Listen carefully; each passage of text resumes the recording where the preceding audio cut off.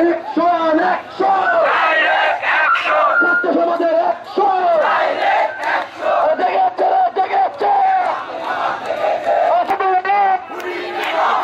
এক্ষুনি ঘরে বাইরে হই হই রই রই হই হই রই রই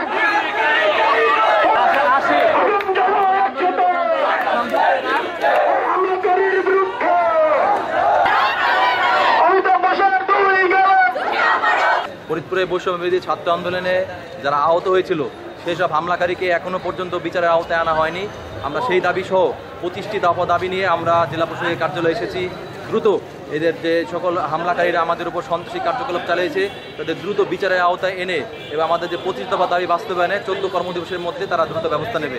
এই ব্যবস্থা যদি তারা না নিতে পারে তাহলে তাদের বিরুদ্ধে কঠোর পদক্ষেপ নেওয়া হবে।